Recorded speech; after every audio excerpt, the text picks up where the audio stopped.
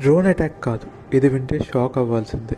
అవును, నిన్న మన బార్డర్లో 3 ప్లేసెస్లో ఒకేసారి డ్రోన్స్ కనిపించాయి. ఆర్మీ అలర్ట్ అయి ఇమీడియట్గా న్యూట్రలైజ్ చేసింది. ఇది నార్మల్ ఇన్సిడెంట్ కాదు, క్రాస్ బార్డర్ స్ట్రెత్ అని అఫీషియల్స్ చెప్పారు. ఇంకో పక్క Jaish Mohammed terror group leader Masood Azhar voice leak అయింది. ఒకటి కాదు, 100 కాదు, 1000 మంది సూసైడ్ బాంబర్స్ని ఇండియా మీదకి పంపుతానని మనకే వార్నింగ్ ఇస్తున్నాడు. అసలు పాకిస్తాన్ ఏం ప్లాన్ చేస్తుంది? ఎందుకు మళ్ళీ యాక్టివ్ అయింది? పాకిస్తాన్ కావాలని మన బార్డర్లో రెక్కీ చేయడానికి ఈ డ్రోన్స్ని పంపించింది. మన బ్లైండ్ స్పాట్స్ కనుక్కోవడానికి ఇలా చేశారు.